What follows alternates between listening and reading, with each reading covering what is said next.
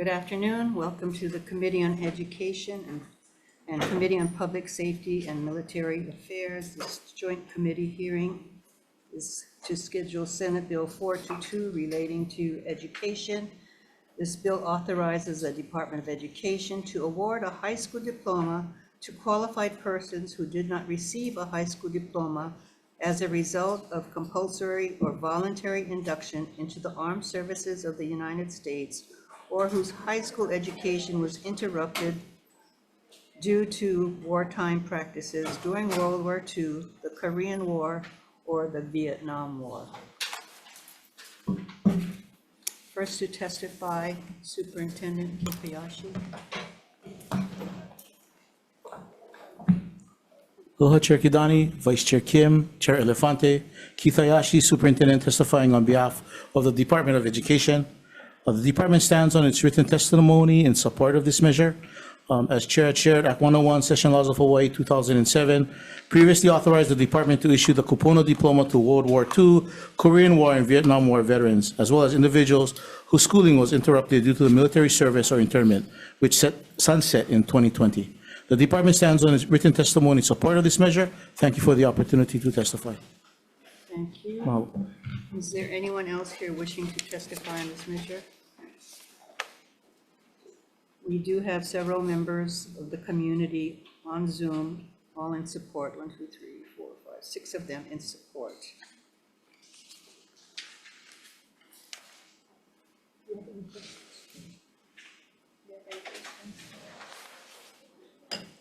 The recess.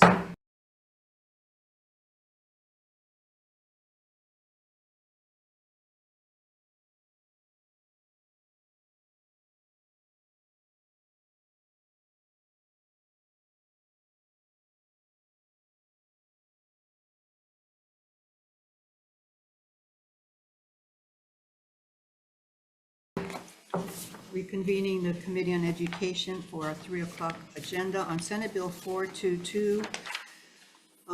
For this measure, the Committee on Education is recommending that we pass.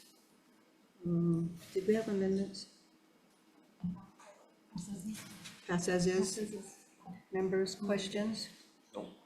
Thank you. Okay, recommendation is to pass SB 422 as is. The chair votes aye. Vice Chair votes aye. Senator Hashimoto is excused. Senator Kanuha. Aye.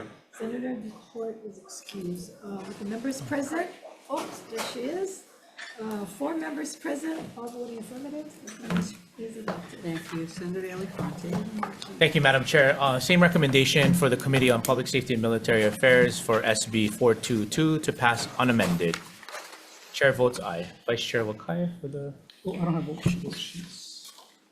Vote sheets.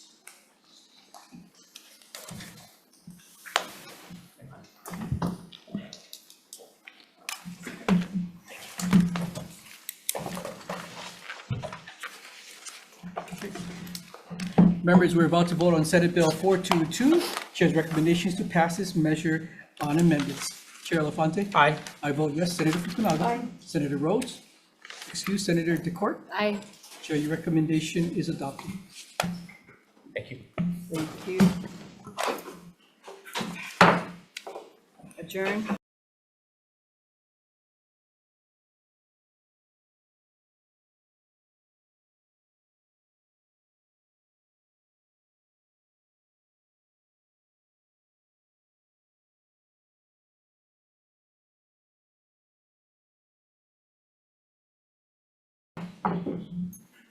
Convening this joint committee hearing on the Committee on Education, Committee on Health and Human Services.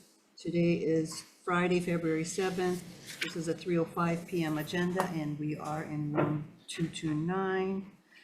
In the unlikely event that we must abruptly end this hearing due to major technical difficulties, the committees will reconvene to discuss any outstanding business on Monday, February 10th, 2025 at 3:00 p.m. in this conference room 229, and a public notice will be posted on the legislature's website. I'd like to take this time to remind our testifiers that due to time restrictions on our hearings, we will be limiting testimony to 1 minute per testifier per bill. For people participating remotely, please remain muted and video disabled until shortly before it is your turn to testify. When I call your name, unmute yourself and your time will begin. After your minute is completed, staff will mute you so that we can move this hearing along in an orderly and efficient manner. This joint agenda with Health and Human Services has two measures. First item is Senate Bill 530 relating to Braille literacy. Establishes Braille literacy as a policy of the state, requires literacy assessments for eligible low vision and blind students to include Braille instructions and the use of Braille, authorizes the Department of Education to adopt administrative rules, establishes the Braille Literacy Resource Center, appropriates funds. And to testify, Superintendent.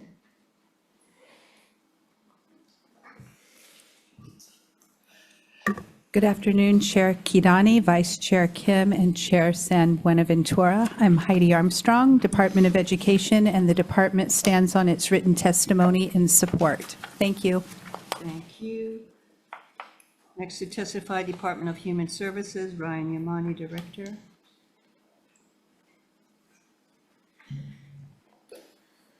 Apologies. Aloha. Oh, good afternoon, chairs. Oh. Chairs. Oh, Go right ahead. This is Senate Bill 530, and we are waiting for the testimony of Director Ryan yes. Yamani. Okay, yeah. Department of Human Hi, Services. good afternoon. Gavin Abe, testifying on behalf of Director Ryan Yamane. We appreciate the intent of this measure. We stand on our written testimony as it expands the educational and employment opportunities for students who are blind and low vision. Happy to answer any questions. Thank you. And the department is in support.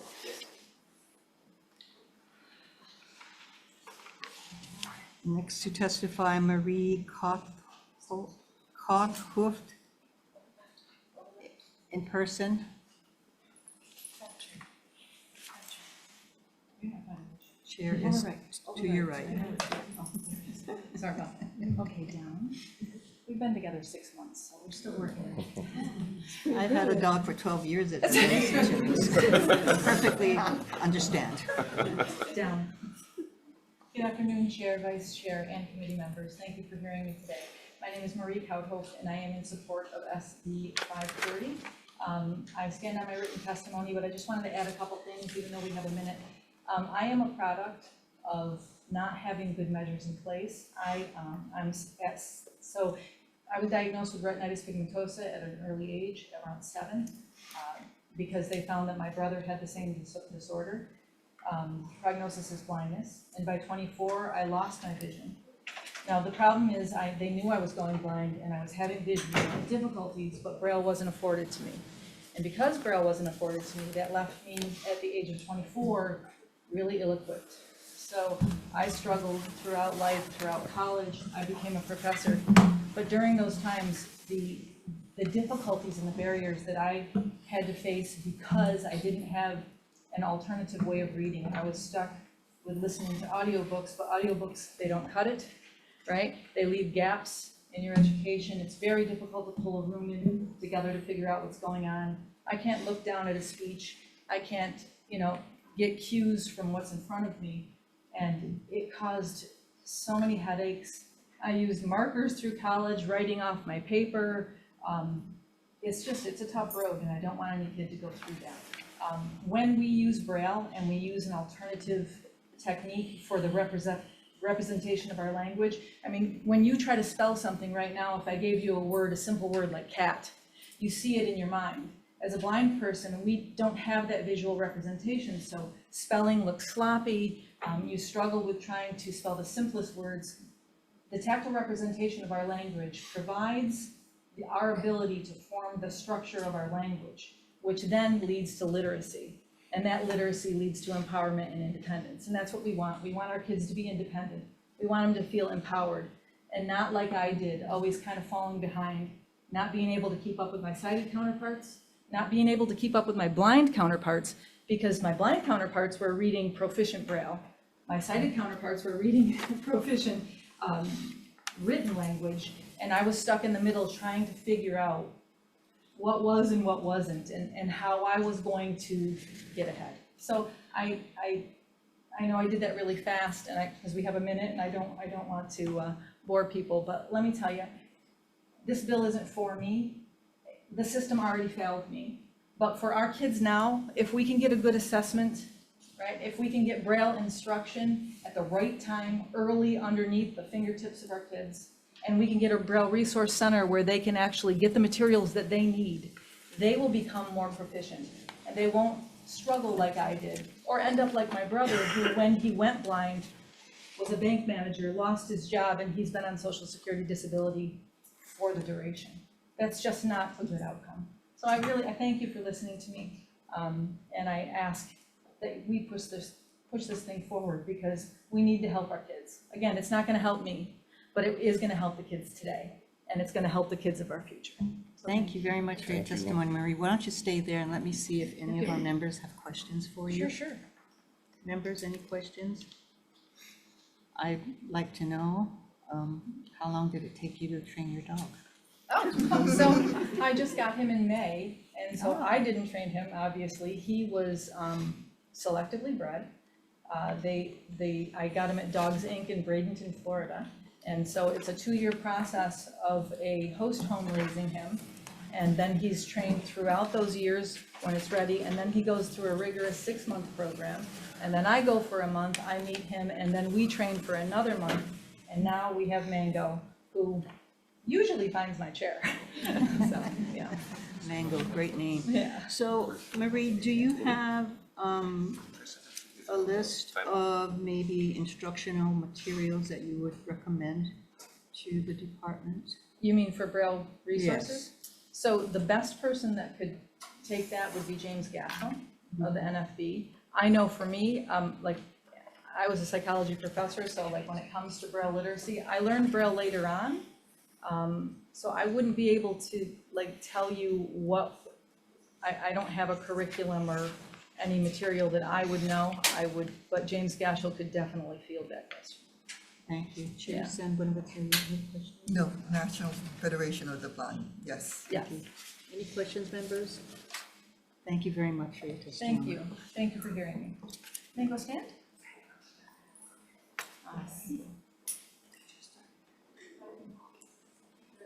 Should have brought my dog to learn some manners. Okay. If there are no, and we have 2, 4, 6, 8 others that provided testimony in support. We have, is Attorney General on Zoom? Oh, you're here. Come forward, please.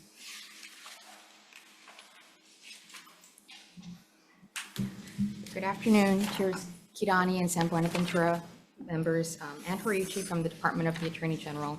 We just have some suggested comments and suggested revisions, I should say, in our testimony. When we read the bill, what we wanted to note was that mandating yearly assessments in certain areas can be subject to challenge on grounds that is contrary to federal law. Really, the need for new assessments and evaluations, that's determined by an IEP team on an annual basis and is based on each student's individualized progress. So just putting forth in statute that certain assessments will be done every year may not be appropriate for certain students. And so for that reason, we've put some suggested revisions in our testimony to address subsections B and E of the bill.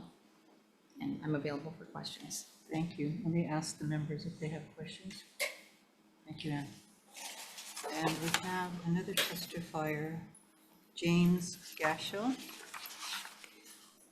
On He's Zoom? On Zoom, James? Yes, James Gashel here, National Federation of the Blind. Mainly, I want to stand on our written testimony and say a bunch of thank yous. First of all, to you, Madam Chair, and to Chair San Buenaventura for being in support of this bill, and appreciate the sponsorship of this bill. To the department for its support of this bill, and if I started naming names, I don't know if it's advisable, but specifically to Ms. Jamea Green and Haruka Hopper from the department who work in the special needs section. Jemay is the administrator of that section, for working with us in the development of the provisions that you've now introduced as SB 530. We're fully in support of this bill, and that also includes supporting the amendments offered by Ms. Lopez for the Attorney General. And mahalo for having this hearing. Thank you, James. We did also have written testimony and support from the Hawaii Disability Rights Center. Thank you. Anyone else here wishing to testify on this measure? Moving on to Senate Bill 532, relating to the Department of Education, allows school staff and agents trained by a licensed clinician to volunteer to administer medication to students at Department of Education public schools under certain conditions. Clarifies who may prescribe medication to be administered to students in schools. To testify, Superintendent, please. Good afternoon, Chair Kidani, Vice Chair Kim, Chair San Buenaventura, and members of the committees. I'm Heidi Armstrong, Department of Education, and we stand on our written testimony in support. Thank you. Thank you, Heidi. Department of Health, I don't have a name. They're here. Good afternoon, chairs, vice chair, members of the committee. Dr. Diana Felton from the Department of Health. We stand on our written testimony in support. Thank you. And Department of Health, also, I don't have a name. Someone here? No one here from Department of Health? Supposedly the testimony was in support. Anyone else here wishing to testify on this measure? Attorney General's Office. Good afternoon, chairs, vice chair, members, and Horiichi from the Department of the Attorney General. The bill uses the term licensed clinician, but we wanted to know that that's not a defined term in Chapter 302A. However, the term healthcare professional is defined under 302A-853 subsection B. So we have suggested an amendment in the testimony to address that or make that clarification. Thank you, Ann. Members, you. questions? Thank you. Also, we have Leocadia Compton, Hawaii Academy of Physician Assistants, in support on Zoom. Yes, Please. good afternoon, Chairs Kidani. Can you hear me okay? Yes. Good afternoon, Chair Kidani, San Buenaventura, Vice Chairs, committee members. I'm representing the Hawaii Academy of Physician Assistants, or PAs. We stand in our written testimony to support this bill, but request the inclusion of PAs such that PAs will be recognized as providers pursuant to Chapter 453, who can prescribe medications that can be administered in schools. In a state with critical healthcare workforce shortages, it's vital that legislation that's intended to ensure access to medications for students who rely on timely administration of certain medications does not result in creating barriers for patients by limiting their preference for access to all licensed health providers who may prescribe medication they need. Mahalo for the opportunity to provide this testimony. Thank you very much. Members, questions? Thank you. That's all the names I have. Is there anyone else here wishing to testify on this measure? Anyone on Zoom? Thank you. Chair, I have a question. Question of whom? I have a question for Department of Education. Thank you. Department of Education. Thank you for being with us, Heidi. What are the requirements for a school health assistant now? A school health aide. I'm going to call up Ben Kalinsky, who works in our school health section, who can give you all of those details. Thank you, Ben. Hello, members of the committee. Ben Klinsky, I'm a pediatric nurse practitioner with Hawaii Keiki and consultant to the Department of Education. Our school health assistants, as a starting job requirement, is a high school diploma, first aid and CPR certification, and those have to be maintained with annual recertification. And then there's orientation and training on the job. There are 2 years of experience, both professional 1-year experience and 1 year of specialized experience that are part of the job description qualifications. Specialized experience in the medical field or specialized experience in education? It's broadly defined, and it allows the application of activities that are working with children, so not exclusively health related, but that would qualify as well. Okay, and this could be for either one of you, maybe you, Heidi. Do you believe that something like this would kind of overwhelm the responsibilities of the current teachers that we have? No, because it would be people who volunteer to get trained to administer a certain prescribed medication. It's very helpful oftentimes when there are field trips. If a child needs a certain medication at a certain time of day, there needs to be somebody there to administer that medication. And if the health aide accompanies the child on the trip, that leaves the school health office vacant. So it would be on a voluntary basis. Whoever volunteers would be properly trained and would willingly step into that role. Great, and then the parent would be informed. Absolutely. Thank you. No questions. Thank you, Chair. Thank you. So Heidi, what is the DOE's protocol now to administer medication? I'll give for the field trip. Well, right now, the SHA, the school health aide, is authorized to administer certain prescribed medication with proper documentation, paperwork, and approvals. There are issues on. I'll give the example again of off-campus events where a child needs the medication administered at a certain time, so the school may send the school health aide. We may borrow a Hawai'i keiki nurse from another school to attend on that field trip because we want to ensure that the child can attend the field trip just like any other child. So it is scrambling for personnel who can accompany the child, but that is our goal and that is our expectation. So in other words, if you have no one there, the child cannot attend? No, the child must attend. So we must find somebody to attend. So you've always been able to find someone? I don't have data on that. I can speak as a principal, former principal. We always ensured that there was somebody to attend because the child has the right to go on that field trip. Okay. But what is the protocol now? This bill requires that they be trained by a licensed clinician. Right, and we have our Hawai'i keiki nurses who could train. Some other role groups who could train might be. Just generally in practice, nurses train school health assistants in clinical activities and especially for medication administration, whether that's Department of Health nurses, Hawai'i keiki nurses, other contractors. That has been our standard, and based on the current statute, those are the requirements we follow. So those are not a specified requirement for training. That's just best practice for us already.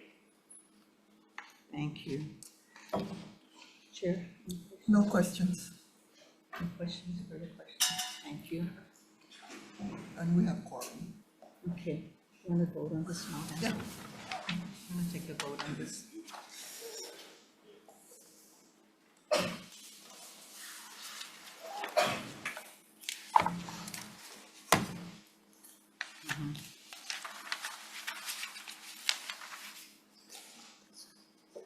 Recess.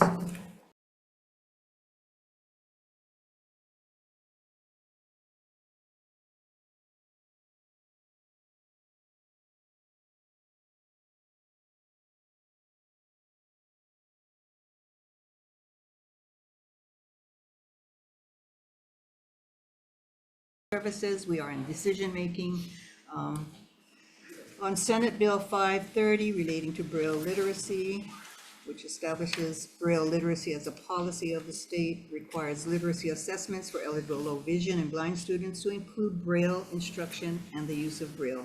authorizes the Department of Education to adopt administrative rules, establishes the Braille Literate Resource Center, and appropriates funds.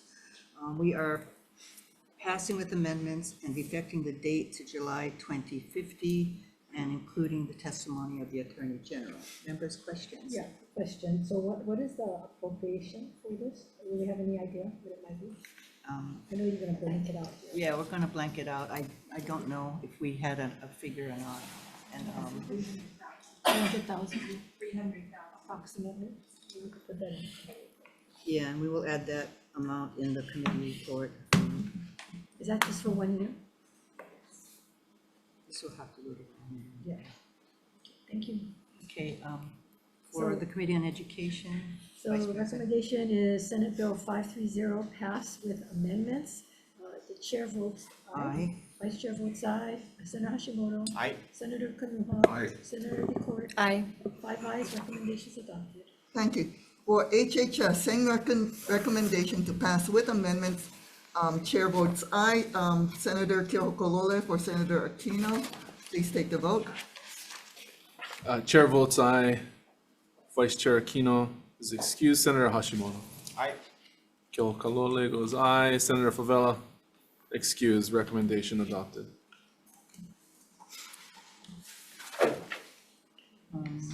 Senate Bill 532.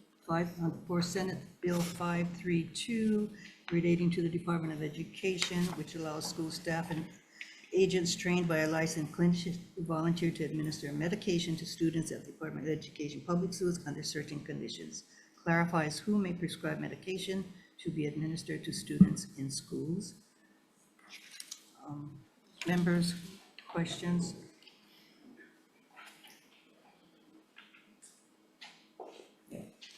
Pass with amendments. Pass with amendments. Oh, I'm sorry. Okay, so the amendments were to replace the term licensed clinician on page 2, line 13 of the bill with health care professional and effecting the date to July 1, 2050. Okay, recommendation is to amend Senate Bill 532 with amendments. Chair votes aye. Chair votes aye. Vice Chair votes aye. Senator Hashimoto. Aye. Senator Kanuha. Aye. Senator Decort. No. 1 no, 4 ayes, recommendations adopted. Okay, for Health and Human Services, same recommendation. Acting Vice Chair for the vote. Members passing with amendments with 3 members present. Any reservations or opposition? Seeing none, recommendation adopted. Okay, thank you. Thank you. This adjourns this joint committee hearing.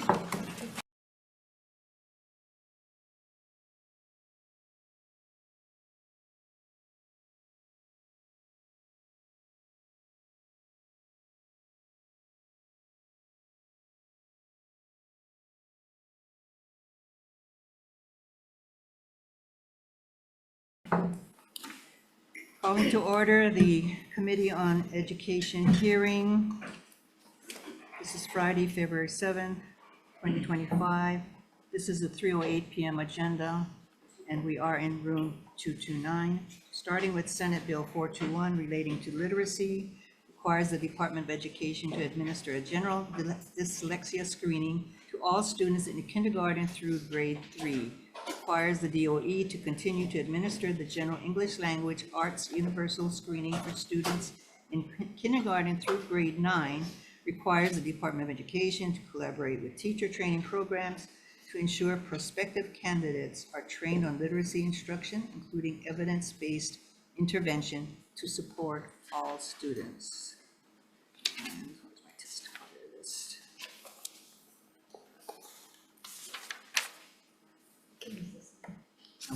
Okay, thank you. To testify, DOE, Superintendent, Heidi. Good afternoon, Chair Kidani, Vice Chair Kim, members of the committee. Heidi Armstrong, Department of Education. We stand on our written testimony in support of this measure. We do recommend replacing the text of SB 421 with the text of SB 1001 in its entirety, as SB 1001 more accurately reflects the department's ongoing collaboration with the literacy work groups and aligns closely with the legislative intent. Thank you.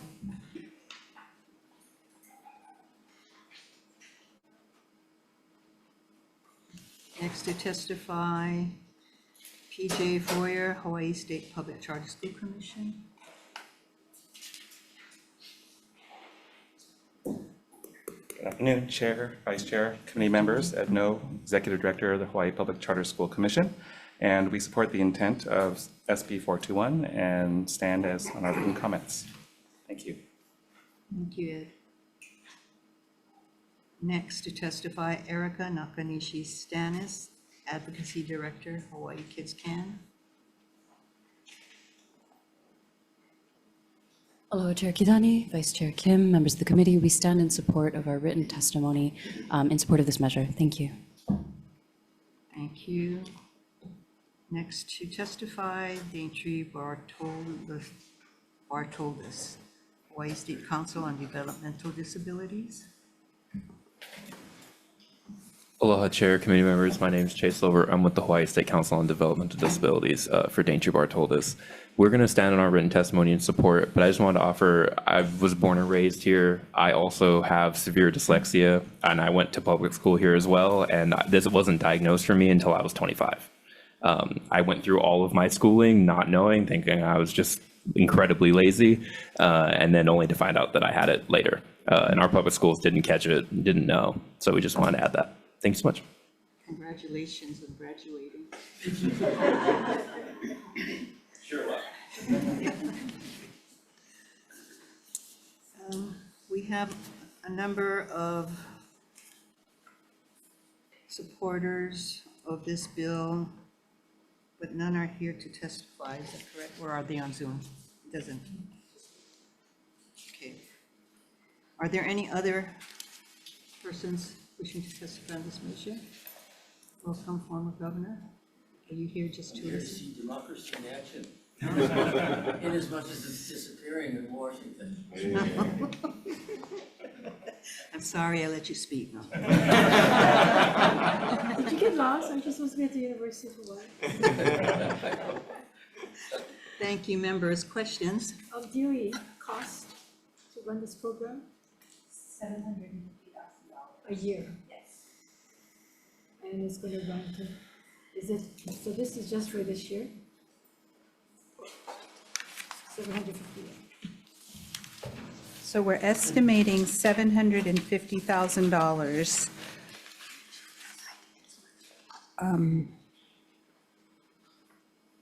per year, yes. Thank you. At some point, Madam Chair, I would, not at this juncture, but at some juncture, be good to get a global view of what are all the things we're asking for the DOE to do in bills and what that cost might be overall. Because when you look at it piecemeal, I mean, it's very meritorious, and we certainly want to do all of this, but at the end of the day, we should get a global picture as to what are all the programs and assessments and so forth that we're asking the DOE to compile, to do, and what that cost might be. Just to follow up on what Vice Chair is saying is that I think in all the years that I've been here, not a year goes by that we don't include something else for the DOE to do at a cost. And I just appreciate the work that you guys do at DOE for our students. We are graduates of public school, OGUBs. And my grandchildren, my children all went to public school. So very much appreciate the hard work of the DOE and the teachers. Thank you for bearing with us. Heidi, I had a question. So what is a screener screening for? Is this specifically looking for dyslexia or other things also? No, it's looking for signs of skill deficits that a student might have. Those skill deficits might give information to promote further screening by a licensed professional, such as a clinical psychologist. But a screener, the dyslexia-sensitive screener is a screening tool. It's not a diagnostic tool. So it's to identify risks and really define what those risks are. In order to be diagnosed with dyslexia, a detailed assessment, diagnostic assessment by a trained professional must be conducted. So this screener would give information on the children, whether they, on their capacity for phonics, reading comprehension, fluency, spelling, letter recognition, but it does not diagnose anything.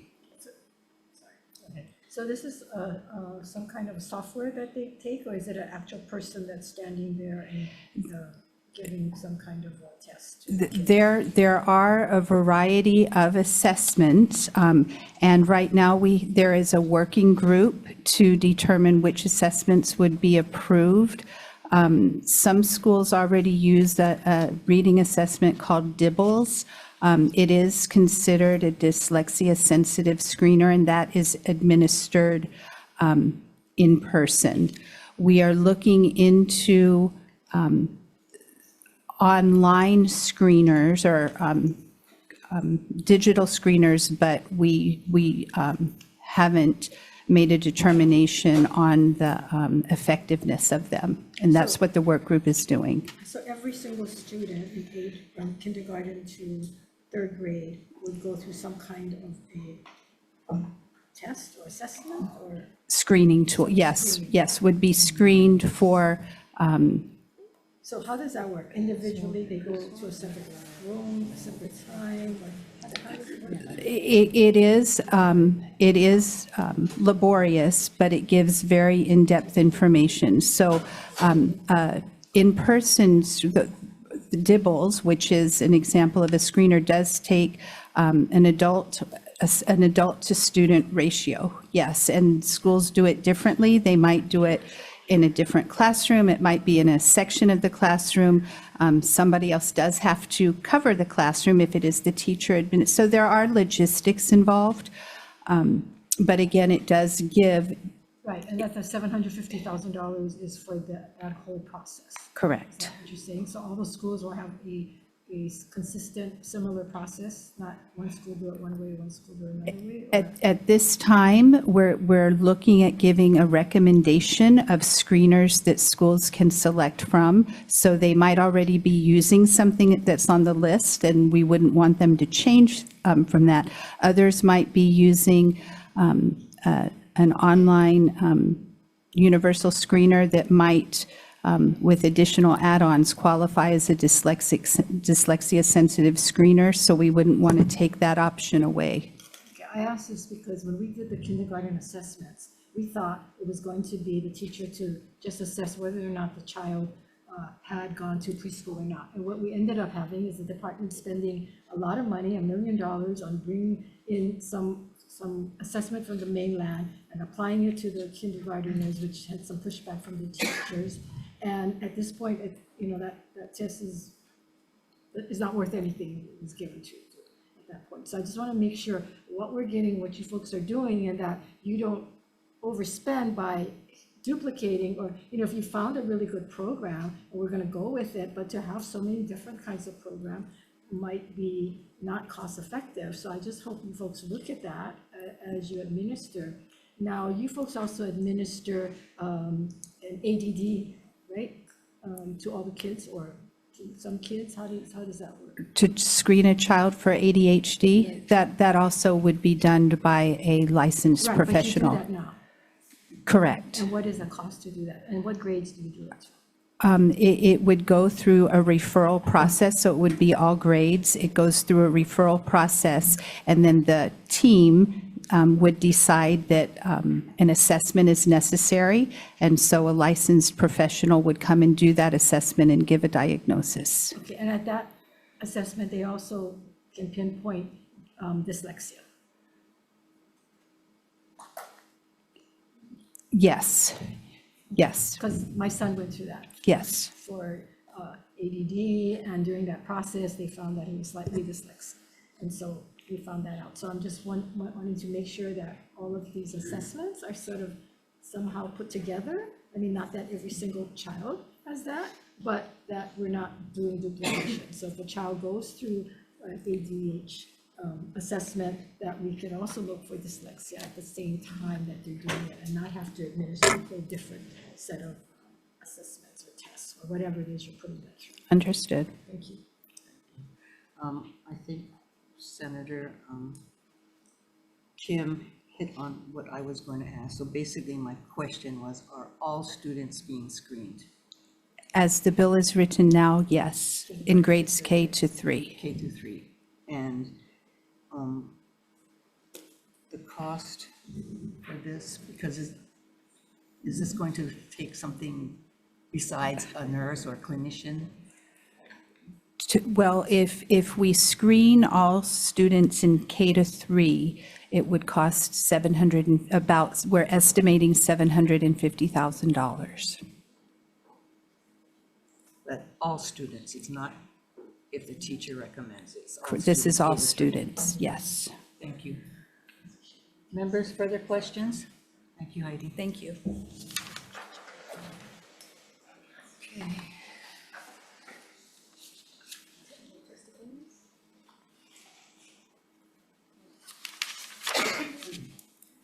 We went through the list. Was there anyone else here wishing to testify on this measure?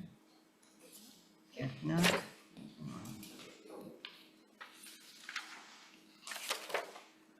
we are on Senate Bill 1389, relating to therapy services, expands the scopes of practice for occupational therapists, physical therapists, and speech pathologists to allow those professionals working for or contracted by the Department of Education to diagnose medical conditions that can be treated with their respective services. To testify, DOE.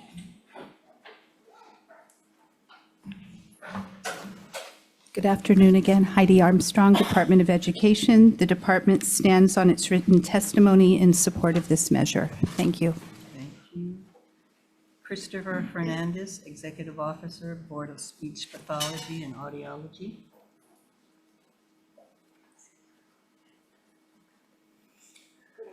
Chair Kidani, Vice Chair Kim, and members of the committee. I'm sorry, but Christopher Fernandez is in a board meeting right now, so the Board of Speech Pathology and Audiology stands on its written testimony. Your name, please. Oh, I'm sorry, I'm Candace Ito. I'm an executive officer with the DCCA. Candace Ito? Thank you. Rochelle Araki, Executive Officer, Board of Physical Therapy. Good afternoon, Chair, Vice Chair, members of the committee. Rochelle Rocky, Executive Officer of the Board of Physical Therapy. The board stands on its written testimony offering comments. Thank you. Thank you, Rochelle. So Candace, did you have your own testimony? Yes. Thank you.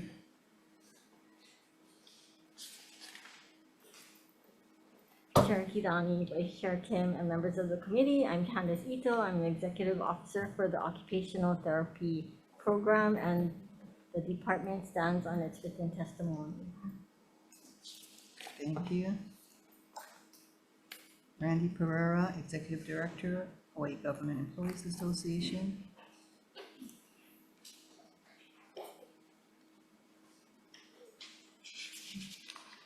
Hello, Chair, Vice Chair, members of the committee. Nui Sebastian with ACA. We'll send out a written testimony in opposition to this measure.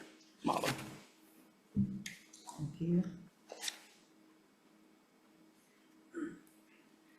Ryan Yamani, Director, Department of Human Services, on Zoom. Aloha, Chair, members of the committee. Judy Moore Peterson, on behalf of Director Yamane, we stand in with the Department of Human Services. We stand on our written testimony and support. Thank you. Thank you, Judy. Douglas White, Chair, American Physical Therapy Association of Hawaii. Good afternoon, Chair, Vice Chair, members. I'm Douglas White. I and testifying on behalf of the American Physical Therapy Association of Hawaii. We submitted written testimony in opposition to this bill. We believe it will not achieve its intent and would constrain, not expand the scope of practice for physical therapists in Hawaii.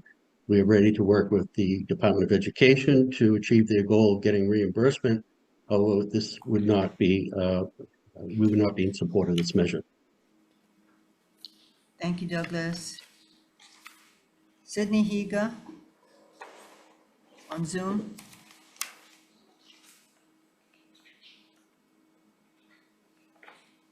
Not on Zoom, Chair. Margarita Bradford on Zoom.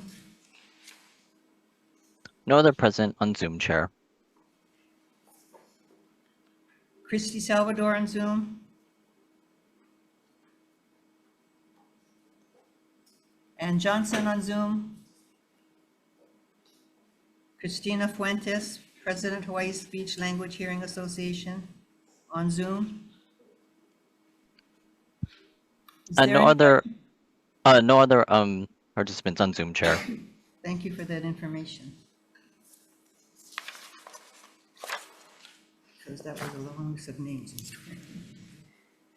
Okay. Members, questions? Question of viewing.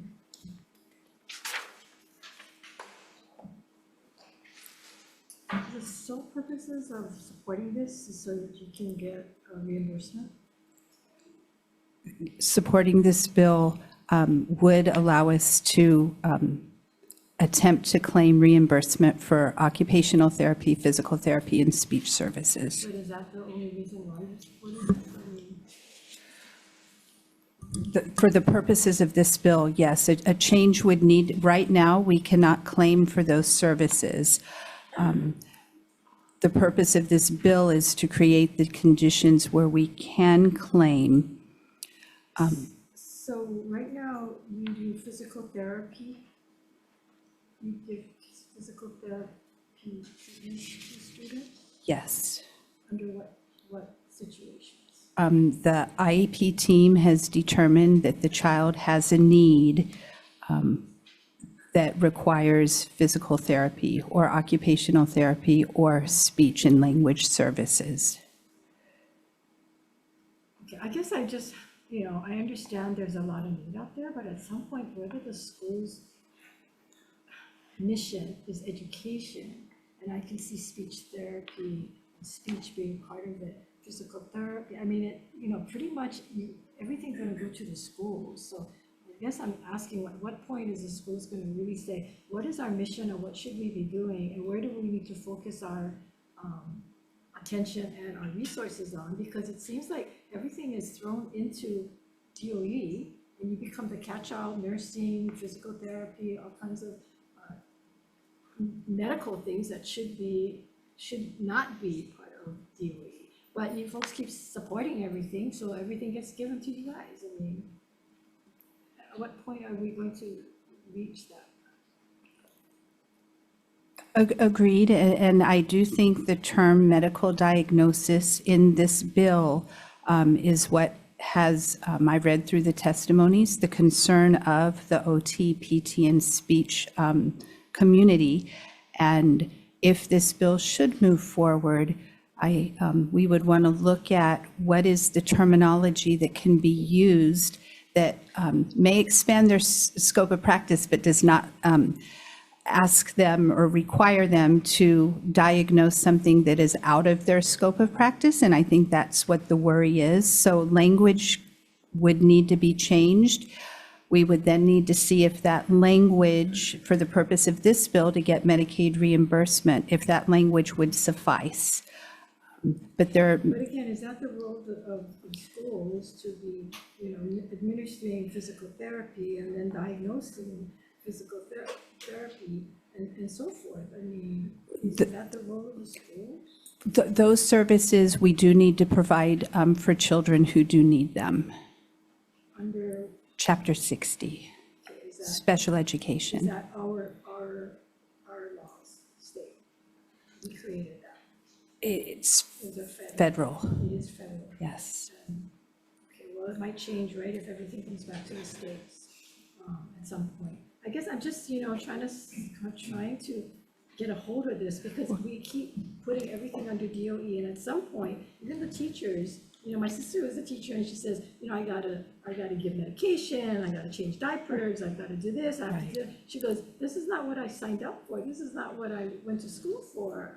And I understand there are special needs children, I'm not, speaking against that, so parents, if you're out there and you're thinking that, way off the mark, it's like, at some point, then, why don't we get rid of the Department of Health, get rid of all stuff, and just put everything under DOE, and, you administer, you diagnose, you set, maybe from, I don't know, maybe from 1 year old, we start sending them to DOE, and you guys start administering early ed, and medication, and, vaccines, and everything. I mean, that might save us a lot, if we can do that. Yes. Can I clarify one thing? Chapter 60 is our law, but it's based on IDEA, which is the federal law.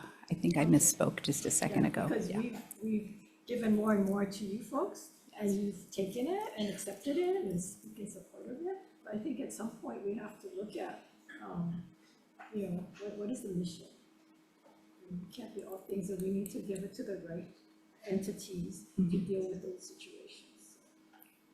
Okay, thank you. Other questions?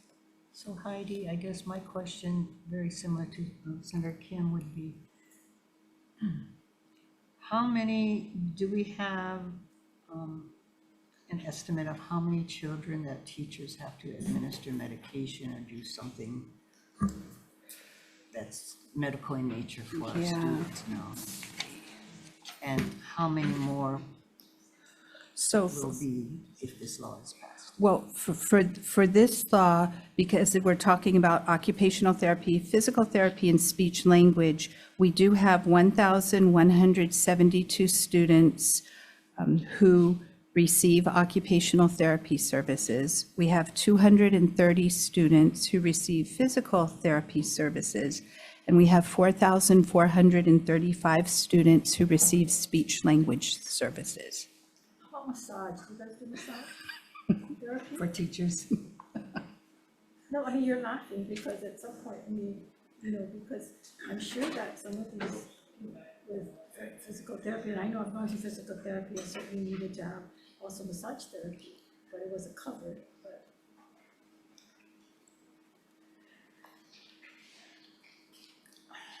I'm not sure if HST is here to testify on this They measure. did, they opposed.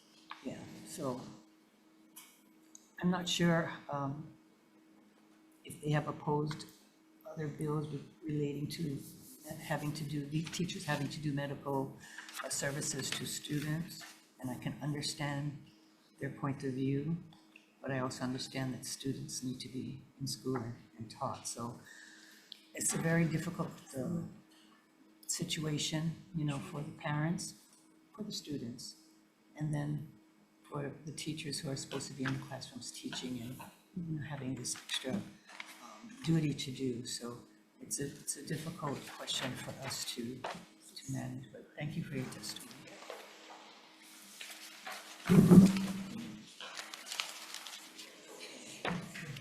Did I go through all the testimony? Yes. Okay, moving on.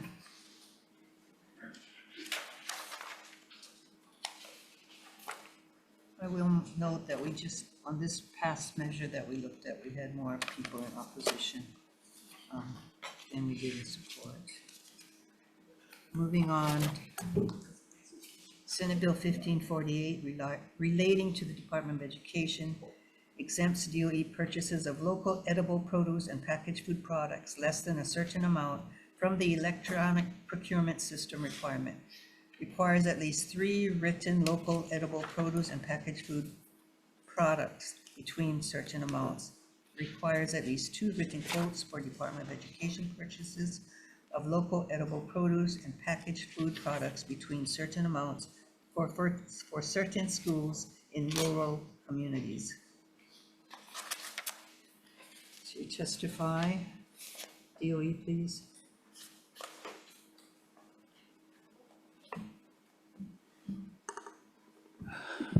Good afternoon, Chair Kidani, Vice Chair Kim, and members of the committee.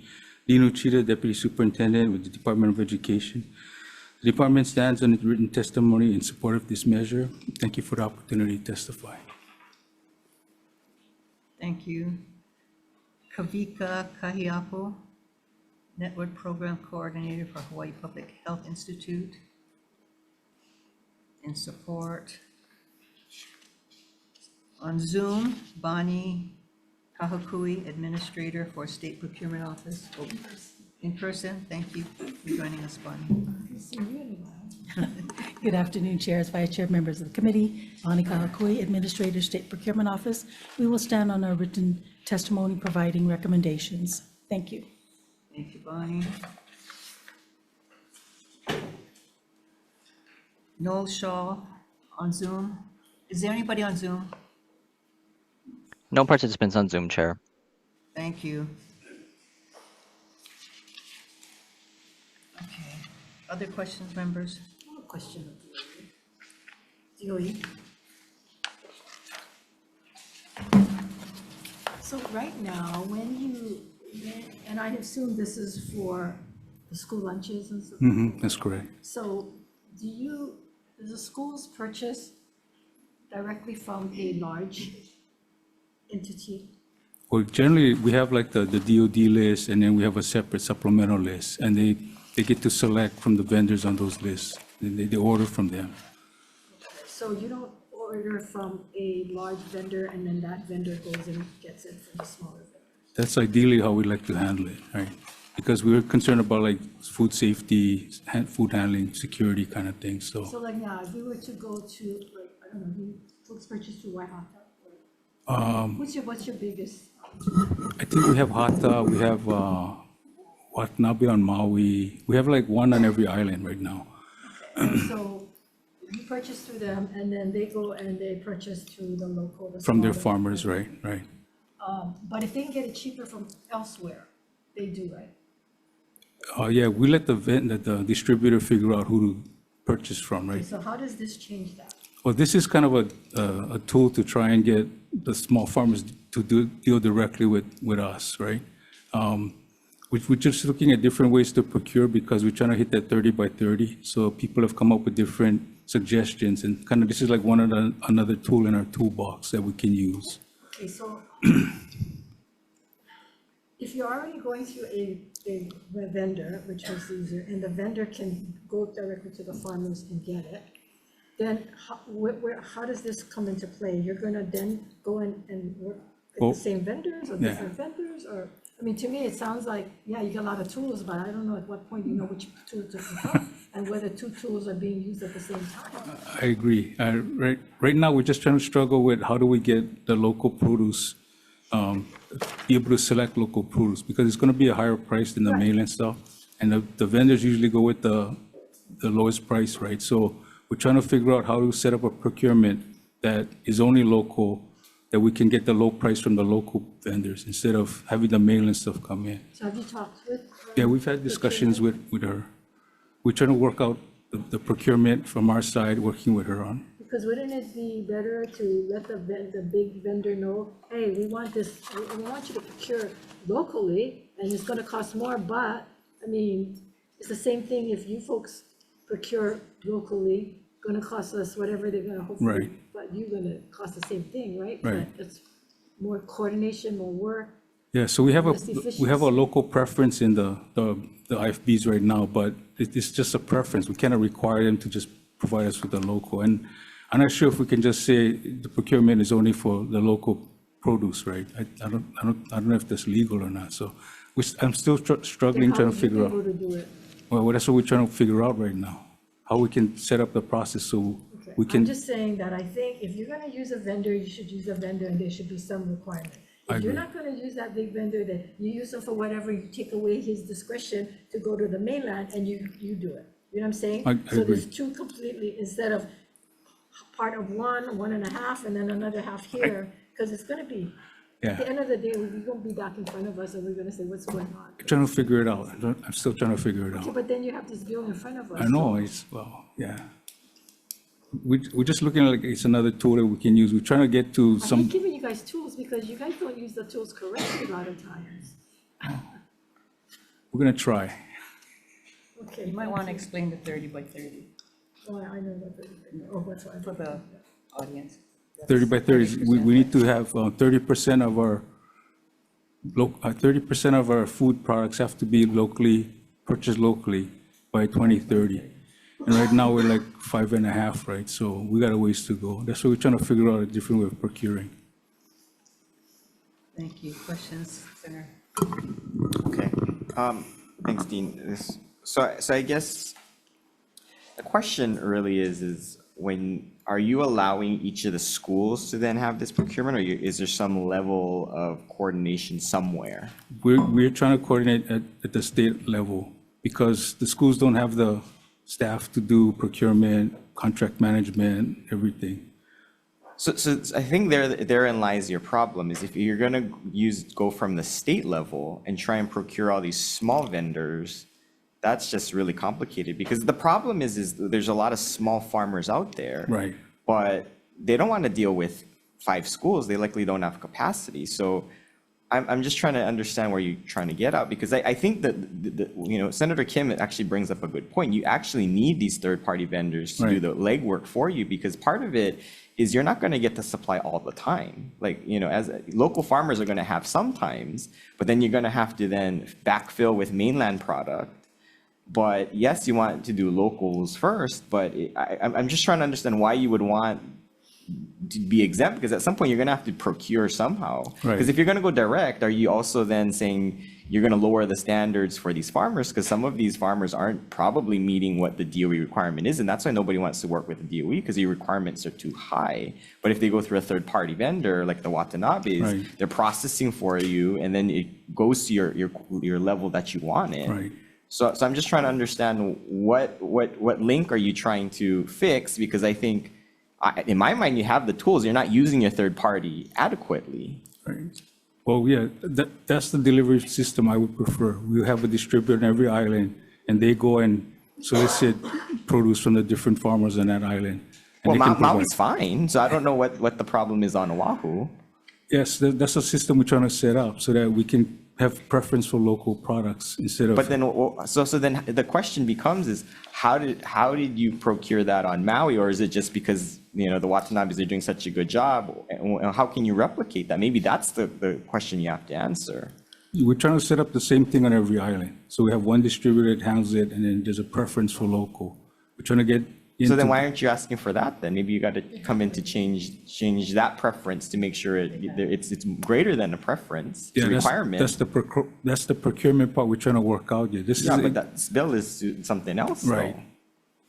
So It's not our bill. So you're not, well, but you're. Yeah, I mean, we just look at it as another tool to help us get to that 30 by 30. So I guess the thing is, we want you to come with what you actually need to be successful. I know this is someone else's bill, but you got to tell us, okay, this is not what we need something else. I'm still trying to figure that out right now. Okay, so maybe it's too premature then, this bill. It could be. Okay, thank you, Chair. I want to use a comment. So I tell people, the experts, are not going to tell us how to solve this issue. We're going to dream it up. You're going to get bills like this. And if you're going to come in and say, well, there's one more tool. No, you're the expert, supposedly. So you need to tell us. And if you don't know yet, then it's premature. You should tell us and not just, oh, yeah, somebody put this bill in and yeah, we could use one more tool. Yeah, and that's the problem. We have all these bills out there laws that sometimes don't make any sense. Yeah. So if you can't figure it out yet, I don't know how this bill is going to figure it out for you. I agree. You changing your testimony now? So really, to everybody out there, think about the testimony and think about what your mission is when you first coming in and writing testimony in support of legislators' bills, because we dream this up, we have nothing better to do than to dream up bills on how you can do your job more efficiently. So, but you guys are the ones that have to deliver it, and you're the ones that then at some point be accountable for it, even though it wasn't your idea to begin with. It's going to be, if you support it, it's going to be yours. And you're going to have to defend it, and you're going to have to be accountable for it. Understood. Thank you. Thank you. Other questions?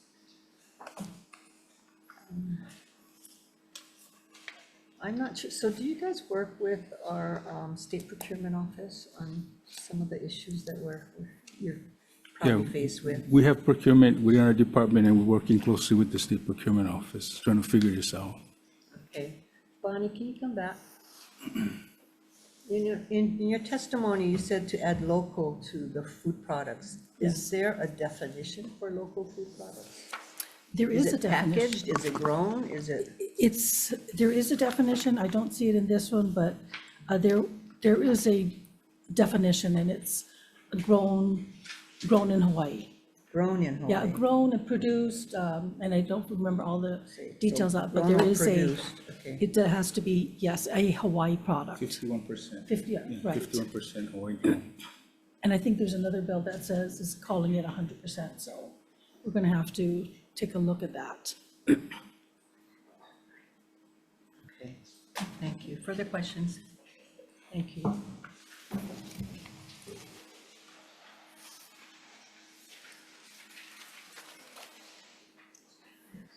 Moving on, relating to charter schools, Senate Bill 494 requires the Department of Budget and Finance, in collaboration with the auditor, to conduct a financial audit of each charter school operating in the state. Requires a report to the legislature, appropriates funds to testify.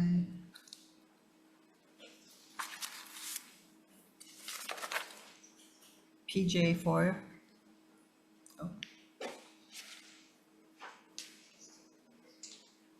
Good afternoon, Chair, Vice Chair, Edno, Executive Director, Public Charter School Commission. We did submit written testimony with comments and stand by those, and will be available for questions. Can you explain what your comments are? Are you in support or? Well, it was more comments around what we already do on annual financial audits. We have independent auditors per statute. And we currently have 4 who do annual audits for each of the charter schools. They use government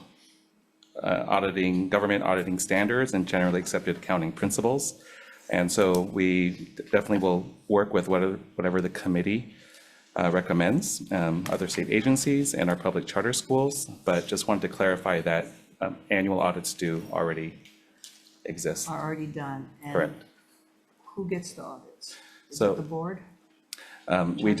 We do have the audits that come into the commission, and then we submit those as part of our annual report. Thank you, Ed. How long have you guys been doing those? The audits since the new statute 302D, those have been part of the 2011 is when that task force was put in place. And so, and that's really, I wanted to emphasize that is a really significant piece that our schools go through this annual audit Since 2011. since. Okay. So based on some of the things that have been uncovered about some charter schools, how did this thing not catch that? How did these audits not catch that? Well, we do a risk assessment based on those standard practices. And so we do assign a risk value, and those really are targeted for federal funds. And I know that but again, it's a very exhaustive audit. Some schools, if there's a lag in the question data. is, how did those schools that had financial issues that came in the newspaper, if you're doing these audits and you're supposed to be catching those things, how did they not get caught? Yeah, that's. Because you're telling us you have it already and you don't need this, but apparently there's been issues, right? There have been, I will also say there's been a lot of work that's been done on the financial performance framework, and it's a learning process. Whenever there is an issue, then it gets addressed. But those are generally, do get flagged. And again, they're assigned a risk value, and that's what will require they maybe a follow-up or to learn more information about what's happening at the school level. Thank you. Thank you. Members, further questions? Thought I had questions.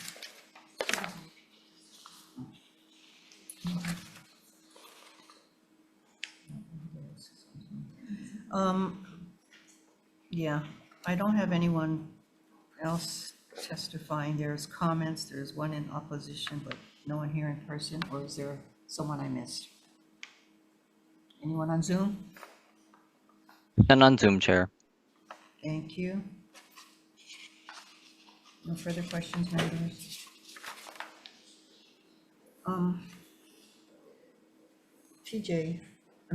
Sorry. Director No. So how often did you say that the charters are doing the audits? Yeah, I'd have to check. I know during the task force in 2011 is when the commission was formed. I wanted to double check exactly when those dates are, or if there were amendments and things to address the financial framework. I will definitely get that back to you. Yeah, so I would like to know how many audits they've done and what they've found, and if there's things that you can relate back to us that we can look at. And Yes, I will definitely. how often you're required to. Mhm. I will definitely get back the exact date, but the annual audit as part of the annual report for charter schools has been in statute. So I'll just make sure I get that exact date for you. And are the audits made public? Yes. Thank you. Okay, I think we're on our last item. Senate Bill 819 relating to education requires the Hawaii Teachers Standards Board to establish an to establish an international teacher license for certain visa holders. Establishes criteria for obtaining an international teacher license. To testify, Department of Education, please.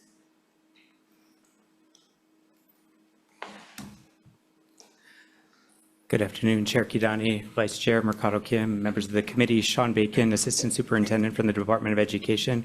We stand on our written testimony in strong support of this measure, and we really thank you for the opportunity, and we'll be available to answer any questions. Thank you. Thank you, Sean.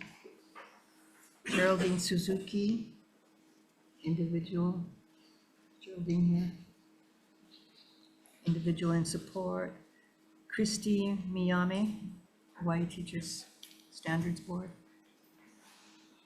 Aloha, Chair Kidani, Vice Chair Mercado Kim, and Senator Hashimoto. My name is Christy Miyamai, and I am a teacher at Mililani Middle School, where I've had the privilege of working there for 21 of my 23 years in education. I also have a license in special education, middle level math, and language arts, and I serve currently as the chair of the Hawaii Teacher Standards Board. Today, I'm speaking in opposition to SB 819 relating to education on behalf of the Hawaii Teacher Standards Board. The mission and vision is to ensure that every public school student in Hawaii is taught by a highly qualified teacher.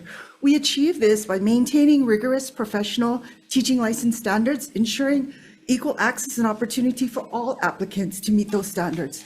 J1 teachers who meet the necessary qualifications for licensure have been granted Hawaii Teacher Standards Board license in their respective fields. And as a regulatory body for teacher licensure, the Teacher Standards Board is empowered by the Hawaii revised statutes to determine licensing and certification standards.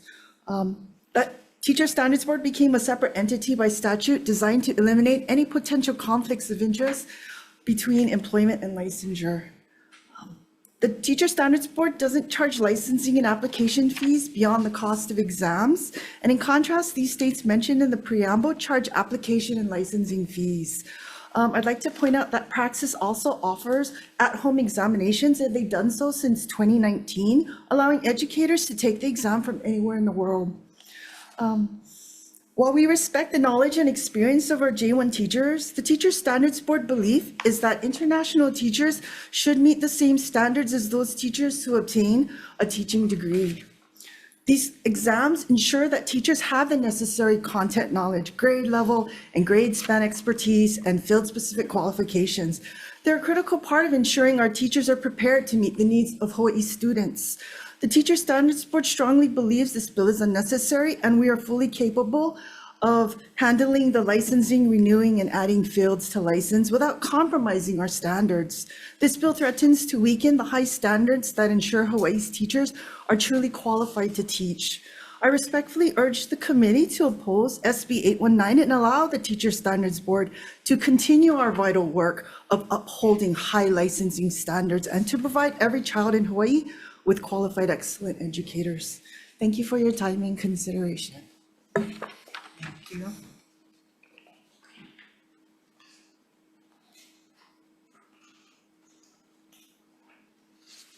Is there anyone else here wishing to testify? Oh, yeah, I had them on Zoom. Okay, in person, thank you. Good afternoon, Chair Kidani, Vice Chair Kim, Senator Ann Horiuchi from the Department of the Attorney General. To summarize our testimony, there's a couple of references to the word or use of the word educators. That is not a defined term in the statute, so we suggest replacing educators with the word teacher. The more meatier part of our testimony is that we noted that in paragraph 7 of it's on page 6 of the bill. This new paragraph 7 combines two concepts. One is establishing the license, and the other is setting forth conditions for the issuance of the license. And combining the two in one paragraph might be confusing. Also, the bill doesn't discuss any conditions that might be necessary for renewing the license. So in our testimony, we have suggested a revision to paragraph 7 that we think will address and make things a bit clearer. Thank you. I'm available for questions. Thank you.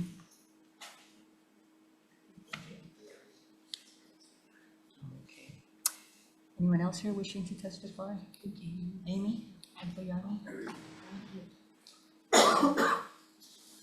My name is Amy Agbayani, representing the Hawaii Friends of Civil Rights. We strongly support this measure, and I have written testimony.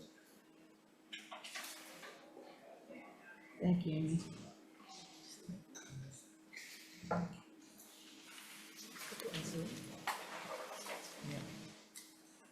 And is there anyone else in the room wishing to testify in this measure before I go to Zoom? Okay, on Zoom we have, Attorney General. Pinky Grace Francisco, teacher. Not present on Zoom, Chair. Rochelle Tadriret, 6th grade teacher. Also not present on Zoom. Rosa Joaquin, Filipino Association of University Women. Also not present, Chair.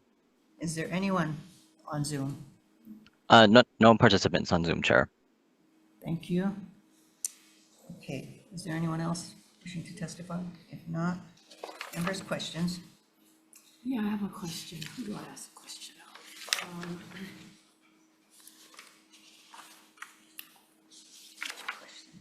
Ask your question. Yes. What's the issue, or what's the problem that we're having right now that precipitates this bill? Because it seems like the Teacher Standard Board, from what they said, is doing this. So what's the problem? So thank you, Senator Mercado Kim, for the question. I think some of the things that are happening right now, we are not opposed to what the Standards Board is saying about maintaining quality. We want to make sure we have a quality educator in our classroom. Currently, right now, I believe the Standards Board does have reciprocity agreements with all other 49 states at this point right now. If you do have a license in one of the other 49 states and meet certain criteria, they're able to then transfer their license from the continent over to Hawaii. These international teachers don't have a similar reciprocity type of agreement. So I think what we're trying to look for here is some type of fairness or equity. So when they're coming from an international country, they're able to show that they've had a bachelor's degree or equivalent that's been independently evaluated from an independent organization that shows that it's equivalent to that of the United States. You know, we're looking to make sure that they have a license coming from their other country. And looking for similarities between the two so that we can have our J1 program individuals be able to be licensed in the state of Hawaii for the time that they are here. If they do have a license in Hawaii, they're able to stay up to 5 years at this point right now. Without the license and only with a permit, they're only eligible to stay up to 3 years into our classrooms. Who would do all of this review and this determination at the end of the day? So I think currently right now, I do have one of our main recruiters here, James Urbaniak. If I can ask James to come up. I think part of what is happening right now is we do have our J1 outside agency. When we are going to the Philippines currently right now to do some of this recruiting, our outside agency is doing some of this screening for us right now. Who does the evaluation, and at the end of the day, who approves it? So, Introduce yourself. yeah, hi, James Urbaniak, Human Resource Officer with the department. So the evaluation of our international educators is done by what's called NACES. It's an independent group that evaluates every international teacher's transcript. And and it's both used by the Teacher Standards Board and the DOE, and they issue a report. And that report goes course by course, what every international teacher takes. And they issue whether or not that teacher has the equivalent of a United States teacher-trained educator. So they issue us that report. Every one of our international educators has a international transcript that shows that they are equal to a US educator. So who makes the decision of getting moved in? So actually the Department of State issues the actual visa on behalf of these teachers. They're monitored by the Department of State. And we coordinate with the Department of State and our visa provider to bring these teachers over here to Hawaii. So you're the one that says they can practice and become a teacher? I'm the one that does the initial screening, and then our principals are the ones statewide who hire the educators directly. So they make the employment decisions and whether or not to hire the teachers and keep them in our schools. But ultimately, it's up to the standards board to either issue the license or permit in order for them to be eligible to work in any Hawaii public school. Right, so they're the ones, even though you approve them, they're the ones that have to give the license. That is And if correct. they don't feel that they meet the criteria, they don't give them the license. Is that correct? That's correct. And Senator Kim, if I may, So what would this bill do if that's what the process is now? This bill would allow the international educators to be treated exactly the same way that our United States trained educators are treated. So I brought this as a visual example because this is a little complicated. It shouldn't be. But essentially, you see these two apples. They're our tchotchkes that we give out on recruitment trips. These are essentially, they're identical. The teachers from the Philippines have an international transcript that shows that they have the equivalent of a US degree in teaching. They also take a standardized countrywide exam, which is based on basic skills, content knowledge, and pedagogy, which is teaching skills, and they pass that exam. They also have multiple years of experience. When they apply for a teaching license in Hawaii, they are denied, and they are told they need to take additional exams in order to prove their highly qualified status, which we know based off our international transcript evaluation that both the Teacher Standards Board and the DOE accept that they meet those requirements. This teacher is someone like myself from New Jersey who moved here 20 years ago, or someone from Minnesota that moves here tomorrow. Yeah.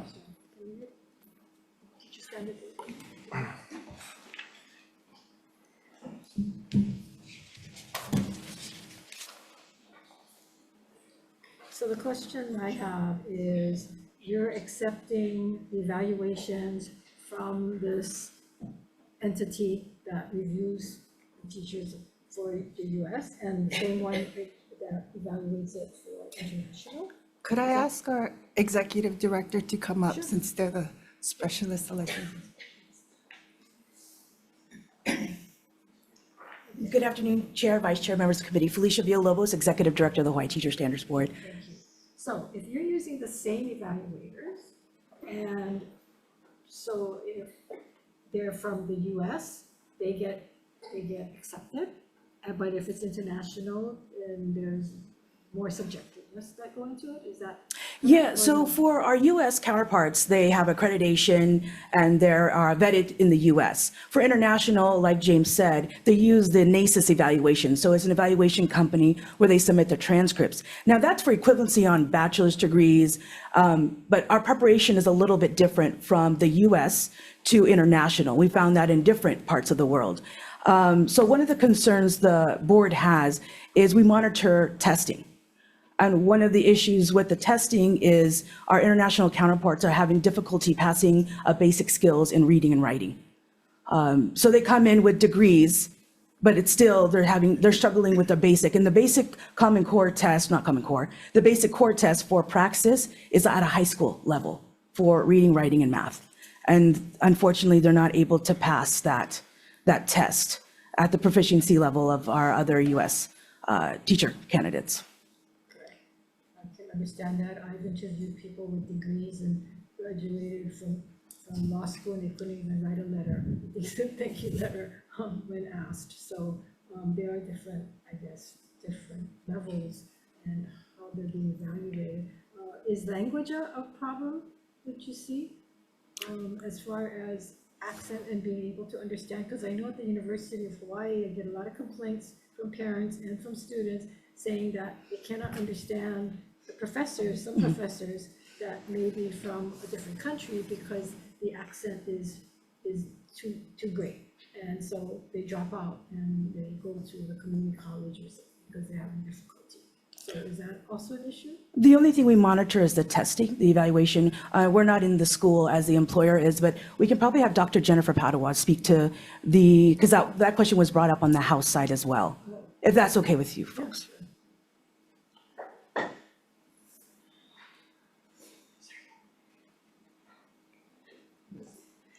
Good afternoon, Chair, Vice Chair, and committee members. My name is Dr. Jennifer Padua. I'm a licensing specialist at the Hawaii Teacher Standards Board. Also, I was a classroom teacher, and language can be an issue, not just for Filipino teachers, but anybody, like you had mentioned, that come from an international or grew up internationally. But that's not considered as part of your... So, like Director had said, we use the Praxis Core exams as basic skills. That's a norm reference test. I also want to sort of point out something else. I went to school, I did my undergraduate work in Oregon, and college students who go away for teacher preparation program, they may or may not end up with a license in that state.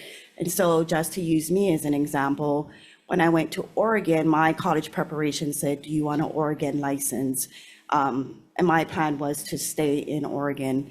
And so I got one. But many local kids who don't feel like they are going to stay in the States, they choose not to get a license. And then they come back home and now they have to go through the state requirements of licensure, which also includes the content exam, the basic core requirements, as well as what we call professional learning and principles of learning and teaching.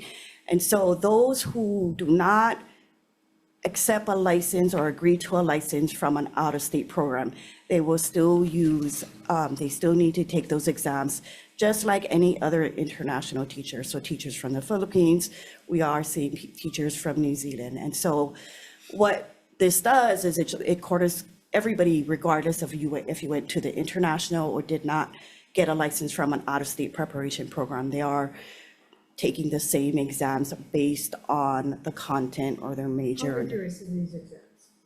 Excuse me? How rigorous is the exam? So like Director said, the basic core exam is high school level. And the principles of learning and teaching, that is dependent on the pedagogy. So if you're in elementary, you would take the kindergarten through sixth grade principles of learning teaching. If you're secondary, you would take the 6 through 12. So it's just one exam? So it depends. So the basic core is just what we call basic skills. So those are 3 exams, math, science, and language arts. Principles of learning and teaching addresses the pedagogy. Can you or do you have enough knowledge and different strategies based on the grade level? And then the 3rd exam is what we call content knowledge. So like Chair Miyamai, she's in special education. So she would take a special education exam. Okay, so it's 2 to 3 exams, and within that, exams might have 2 exams. Yeah, there are subsections within the exam. So if they fail any part of it, then they don't get, they get denied. They don't get denied. They can take the exams as much as they want to. And there's no charge? In Hawaii, there is a charge for the Praxis exams. But my understanding, and you can clarify with the Department of Education, is that when they pass their exams, they get reimbursed, but that's something. And from what I understand, there are some principals who are offering to pay for the Praxis exam for some of their. Can they, if they don't get a license from you, can they do like a substitute teaching, or can they come in as resource teachers on a temporary basis? Yeah, so I can answer that, Vice Chair. So anyone with a bachelor's degree from a regionally accredited institution can get an emergency hire permit. Oftentimes, there are people like our local kids who come back home because they didn't get a license on the continent. They will start with an emergency hire permit as they work their way through their exams. I would like to point out this past summer, there are current Filipino teachers who have graduated from the Philippines, and for some reason, they're not being hired as full-time teachers. I had one teacher who has been at the same school since 2009. She has a degree from the Philippines. She has a license in math secondary as well as Tagalog. And she has been a EA, a part-time teacher, and I'm not sure why the department is not hiring her. We've also had other EAs and part-time teachers, as you're suggesting, who didn't know they could get an emergency hire permit. And they also have graduated from some university in the Philippines. So there are existing Filipino teachers. I'm an advocate for having Filipino teachers. Now, these teachers you're talking about, are they licensed, or do they have to be hired before you license? So the one example I gave, she has a license. She's had a provisional license for over 10 years. She has not been hired as a full-time teacher. She's been hired as an EA. I believe this year she's a part-time teacher, and she's been working as substitute teacher. So there are teachers, or at least, we do have walk-ins, and like the one teacher came to me and said, oh, my principal, she had a brand new principal. And he said, how come you're not having your license? And she didn't even know. She had been working as an EA all these years. Okay, thank you very much for that. I learned a whole lot today. Thank you. Thank you. Further questions? So I guess I'm a little confused on why you guys, because when I'm reading the bill, all it says is it's very specific that it's a visiting program for a short period of time, and yet your standard is incredibly high for these visiting teachers. So I guess the thing that we have to then contemplate is would we rather have a substitute, or would that may not have all these credentials, or would you rather have an international person that, that at least has a pretty decent degree that they've sought out? I'm sure the DOE doesn't just hire everyone on the spot. Yeah. So I'm not sure why there's no give on your side, especially because it says it's a very short period. And you do realize we need 1,000 new teachers a year, and we only produce 500 every single year. So HST, the Standards Board is not trying to help the situation. Well, I just wanted to state that, right now there's going across the nation, we're worried a little bit about these, I don't want to call them pop-up universities or pop-up programs that are giving licenses very easily. So, if we start opening the door to that and we don't have some type of criteria in place, like the praxis, then we start, it could have unintentional consequences where we just become almost like a licensing mill. So I think that's one of the. But it does say that it requires verification of 3 years of employment at public or private school in pre-kindergarten through 12th grade setting. So I would assume that the DOE would have at least had to screen them at some point before they get that verification. So you don't agree that that's enough because you don't trust the DOE that they're going to be able to hire good people, and then because you don't want to certify them? Well, I think the standard of just having the basic, reading, writing, math at a 12th grade level. I get it, but it's a standardized test. So do you guys do any interviews of people to check to see their interpersonal skills? Because I would think that's more than important than taking a computer test, don't you think? It is, but we're not the employer. But do you do that? As a licensing agency, we have. So your answer is no? Correct. Okay, so my question to you, then what is your solution to help us with the teacher shortage that we're facing in our state? At least the Department of Education is coming to us with the solution. They're bringing in J1s, but are you guys doing anything on your part to help with the teacher shortage in our state? We actually are. Okay, so what is it then? I don't see a bill that's trying to help you to do that. We have the teacher apprenticeship, the registered teacher apprenticeship. Okay, but as I said, we need 1,000 teachers a year. Do you have 1,000 through that program? Well, hopefully if we get funding from the state, that would help out. So your answer is no, right? Is it 1,000 teachers a year? I can propose. No. I'm asking you a question. Is it 1,000 teachers a year? It is not 1,000 Okay, teachers a year. so what I'm trying to say is we need options in the toolbox, and you guys are being kind of, in my mind, kind of just saying, no, we don't want to help out. We don't want to cooperate. So these are the options that I'm going to suggest to you. So the first option is maybe ask the Department of Education how many educational assistants and part-time teachers who already have a bachelor's degree, have a teacher license, or completed a CETEP from internationally. The experiences that we've been having, there are Filipino teachers who are there. So that's one suggestion. The second suggestion is when they're bringing in their J1 teachers, they are being hired. They're being hired as an emergency hire teacher permit, and they can work full-time. So they're not a substitute teacher or an 89-day hire as you're suggesting. And my third comment is we are not the only state that are struggling with teachers.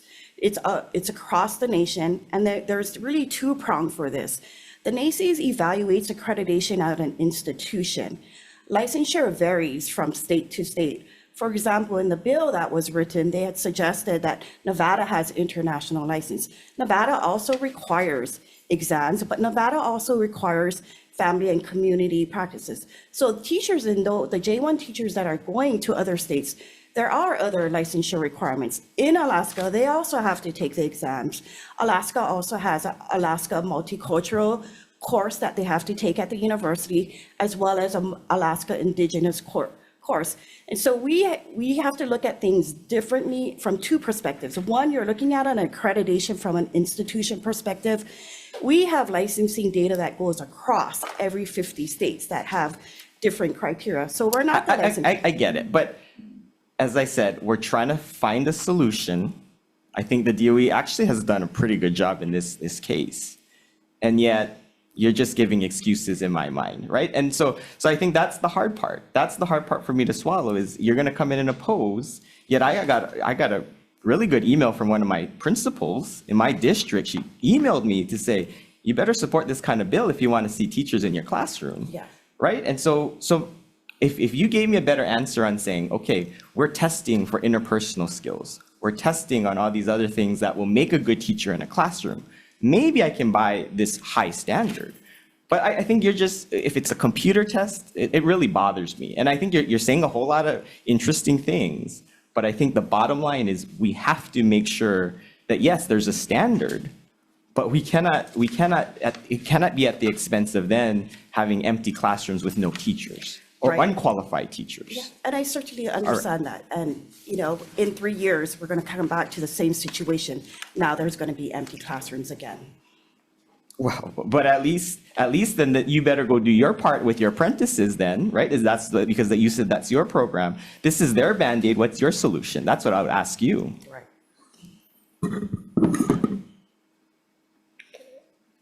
Can I get DOE to provide us with how many teachers are there that are not full-time teachers or are, as was pointed out, that DOE is not hiring? And how many J1s you folks do hire on a temporary basis or? So currently right now, emergency hire? we have just a little over 200 of our J1s that are currently in our classrooms. They are right now were originally hired as basically an emergency hire. Some have went through the process and have been able to get the full license, which allows them to stay here for up to 5 years. We have recently went to the Philippines, James and part of his crew, to start recruiting for next year's group. We have about 116 of them that we have screened and went through. That original list that James started with in the Philippines was nearly 1,000 teachers that we started. We've narrowed it down to 100. So we really were looking for quality with those teachers before we're ready to bring them to the United States and invest in them. But those are some of the things that we're working on. There are some that are educational assistants out there that may be able to go through this apprenticeship program if this does get off the ground and rolling.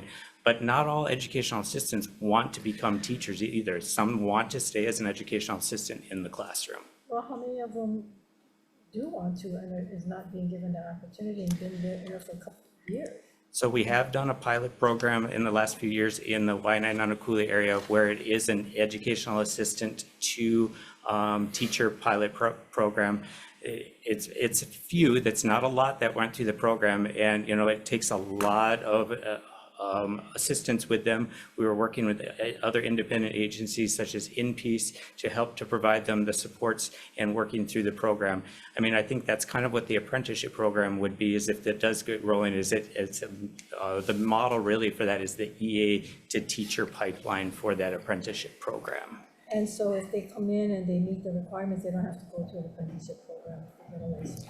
Well, the apprenticeship program, they would start out, they'd be an educational assistant 1, educational assistant 2, and they'd work their way up to a teacher. If they get a license, if they pass all the, whatever,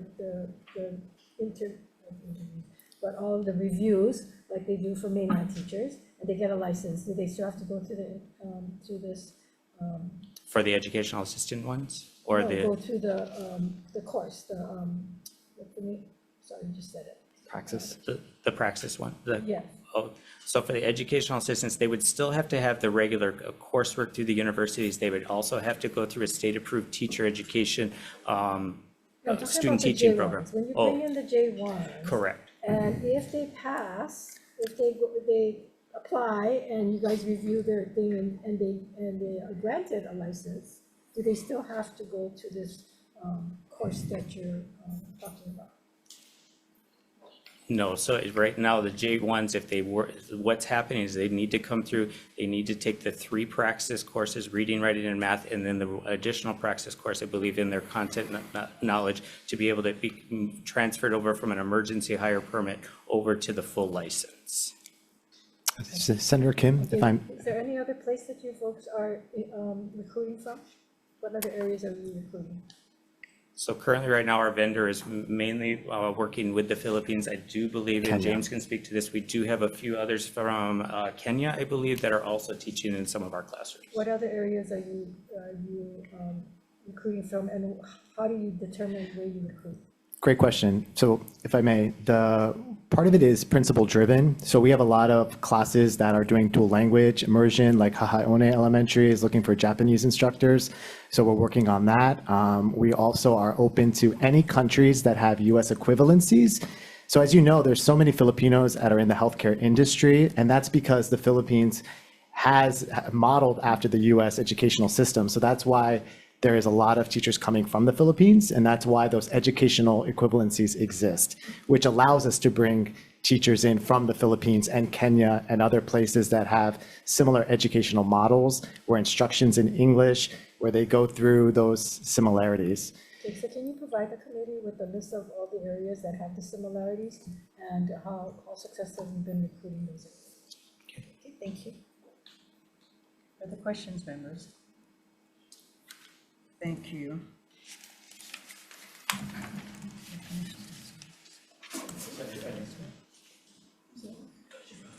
Please. Thank you very much, Chair, Vice Chair, members of the committee. Keith Hayashi, Superintendent. I just want to echo and kind of build upon what Senator Hashimoto had shared about principals and principals' thoughts on our J1 teachers. I've been fortunate to, in the last several years, to go and visit schools across the state. Every J1 classroom that I've gone into, we find passionate teachers are passionate about supporting students. All of our principals, I don't know of any one principal that has J1 teachers that don't want more of them. And I think there is testimony that has been supported to the committee echoing that. So, I do want to thank James and Sean and the Office of Human Resources and Talent Management. I believe this is a really, really good program. And I gauge that also by the impact and the feedback that I get from principals in the classrooms and schools. And they're asking for more, which is a really good thing. And J1 teachers can only teach up to 2 to 5 years. Right? If they are licensed, I believe they can teach for 5 years. That's correct. If they're unlicensed, for 3. And if I'm not mistaken, if I heard correctly earlier when we talked, that if they are not licensed, they may not stay even for 3 years. Yeah, we will have 100 of our J1 teachers leave at the end of this school year because their visa is only for 3 years. And what happens after the 5 years? They go back. They return for 2 years as part of their cultural exchange, where they go back to the Philippines and share what they've done with the students there. So that way there's no brain drain and it's a And the culture. license is no longer valid here, once they come back. If they come back, the current provisional license may not be valid if they don't renew it, but it could be if they do. But the way that the bill is set up is that they do return, they would receive the international visitor teaching license. Thank you.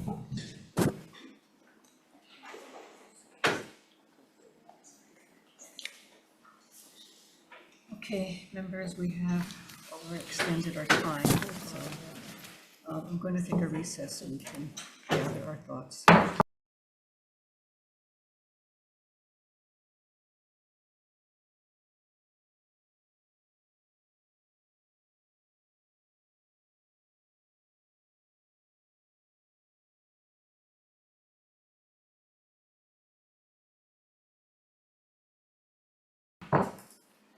Calling the Committee on Education back to order. We are in decision making. And for Senate Bill 421 relating to literacy, the recommendation of the chair is to pass with amendments, which requires structured literacy instruction as required under this section shall involve detailed step-by-step instruction necessary for developing strong reading and writing skills. In addition to explicit and systematic instruction, a structured literacy approach shall provide multiple opportunities for students to practice a skill or strategy and require teachers to provide immediate specific feedback to students and continuously monitor progress. Number 2, clarifying the definition of structured literacy instruction to mean in an evidence-based approach that emphasizes explicit and systematic instruction in the following components of literacy. 1, phonological awareness. 2, phonics, decoding and spelling. 3, fluency. 4, vocabulary. 5, comprehension. And 6, written expression. Number 3, include an appropriation for dyslexia-sensitive universal screening. 4, technical non-substantive amendments for the purposes of clarity and consistency. 5, defecting the date to July 1, 2050. For the vote. Can I ask a question for DOE? So is when you said $750,000, that's to include all of the amendments that's required, or is this over and above what? That's to include the assess, That's what the assessment, with everything that's been mentioned. Okay, I don't want you to come back and say, well, you guys put all this in, now it's going to cost us more. Okay. Doesn't mean they won't, but. And Madam Chair, I would like to request that we do include in the committee report a statement regarding that the DOE coordinates their different types of assessments and testing that is currently going on, like with attention deficit and so forth, that is currently being assessed to the students. So noted. Okay, the recommendation is to pass Senate Bill 421 with amendments. The chair is voting aye. Aye. Vice Chair votes aye. Senator Hashimoto? Aye. Speech on literacy. Sorry, it's been a long day for us. Senator Kanuha? Aye. Senator DeCourt? Aye. Aye. Ayes, your recommendations adopted. Not high. Okay. Oh, too many bills. Senate Bill 1389 relating to therapy services expands the scopes of practice for occupational therapists, physical therapists, and speech pathologists to allow those professionals working for or contracted by the Department of Education to diagnose medical conditions that can be treated with their respective services. Recommendation of the chair is to pass with these amendments and technical non-substantive amendments for the purpose of clarity and consistency and effecting the date to July 1, 2050. Chair votes aye. Okay, Senate Bill 1389, recommendation is to pass with amendments. The chair votes aye. Vice Chair is voting no. Senator Hashimoto? No. Senator Kanuha? Aye. Senator DeCourt? No. Measure fails. Measure fails, 2 ayes, 3 noes. Senate Bill 1548 relating to Department of Education procurement exempts DOE purchases of local edible produce and packaged food products less than a certain amount from the electronic procurement system requirement. Requires at least 3 written quotes from for DOE purchases of local edible produce and packaged food products between certain amounts. Requires at least 2 written quotes for DOE purchases of local edible produce and packaged food products between certain amounts for certain schools in rural communities. Sunsets 6/30/2028. Recommendation is to pass Senate Bill 1548 with, I'm sorry. Yeah, we decided to defer. So Senate Bill 1548, recommendation is to defer. No questions?